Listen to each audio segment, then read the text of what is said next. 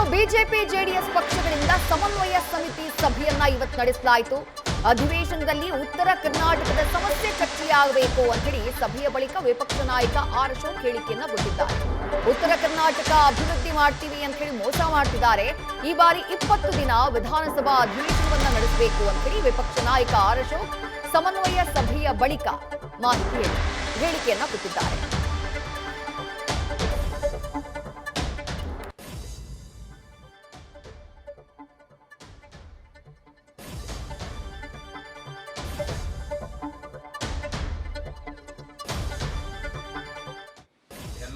ಸಭೆ ಉತ್ತರ ಕರ್ನಾಟಕದ ಅಭಿವೃದ್ಧಿಗೆ ಉತ್ತರ ಕರ್ನಾಟಕದಲ್ಲೇ ಇರುವಂಥ ಸಮಸ್ಯೆಗಳೇ ಚರ್ಚೆ ಆಗಬೇಕಾಯಿತು. ಈ ಸರ್ಕಾರ ಒಂದು ರೀತಿ ಕಾಟಾಚಾರಕ್ಕೆ ನಡೀತಾ ಇದೆ.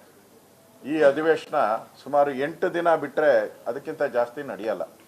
ಯಾಕಂದರೆ ಸಿಟ್ಟಿಂಗ್ MLA ತೀರೋಗಿರೋದ್ರಿಂದ 1 ದಿನ ನಡೆಯಲ್ಲ ಅಂತ ಅನಿಸುತ್ತೆ. ಕಡಿಮೆ ಅವಧಿ.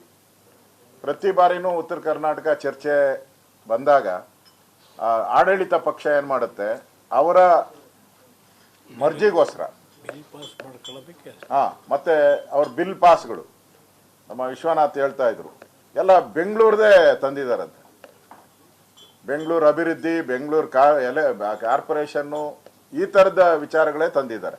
ಅದನ್ನ ನೀವೆಲ್ಲ ಹೇಳಿದ್ದು 30 ನಾರಾಯಣ ಸ್ವಾಮಿ ಅವರು ಎಲ್ಲ ಬಿಲ್ಗಳು ಬೆಂಗಳೂರದು ಈ ತರದಾದ್ರೆ ಉತ್ತರ ಕರ್ನಾಟಕದಲ್ಲಿ ಸಭೆ ಮಾಡೋದು, ವಿಧಾನಸಭೆ ನಡೆಸೋದು ಅವಶ್ಯಕತೆ ಏನಿದೆ? ಸರ್ಕಾರ ಅಲ್ಲಿ ನಡೆಸಬೇಕು ಅಂತ ಆಗಿರೋ ಅಂಥದ್ದು.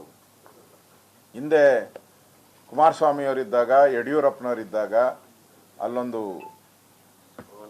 ಭವನ ಆಗಬೇಕು, ಅಲ್ಲಿ ಅದಕ್ಕೆ ಮಾನ್ಯತೆ ಸಿಗಬೇಕು, ಅಲ್ಲಿ ಚರ್ಚೆ ಆಗಬೇಕು. ಉತ್ತರ ಕರ್ನಾಟಕದ್ದು ಹಳೆ ಮೈಸೂರು ಥರ ಅದನ್ನು ಕೂಡ ಅಭಿವೃದ್ಧಿ ಆಗಬೇಕು ಅನ್ನೋ ದೃಷ್ಟಿಯಿಂದ ಅಲ್ಲಿ ವಿಧಾನಸಭಾ ಅಧಿವೇಶನ ಮಾಡುವಂಥ ಒಂದು ಕೆಲಸವನ್ನು ಮಾಡಿದ್ರು.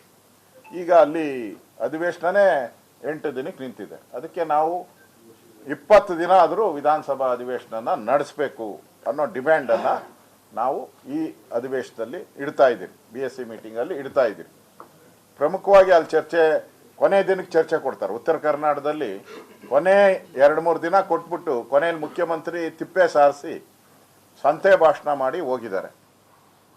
ಆದರೆ ಇದುವರೆಗೂ ಅವರು 2.5 ವರ್ಷದಲ್ಲಿ ಕೊಟ್ಟಂಥ ಉತ್ತರ ಕರ್ನಾಟಕಕ್ಕೆ ಏನು ಭರವಸೆ ಕೊಟ್ಟಿದ್ರು, ಕೈಗಾರಿಕೆ ತರ್ತೀನಿ, ಶಾಲೆಗಳು ಮಾಡ್ತೀರಿ, ನೀರಾವರಿ ಯೋಜನೆಗೆ ಹಣ ಕೊಡ್ತೀರಿ ಅಂತ ಎಲ್ಲ ಮೋಸ ಮಾಡಿದ್ದಾರೆ. ಮೋಸ ಮಾಡಿ ಅನ್ಯಾಯ ಮಾಡಿದ್ದಾರೆ.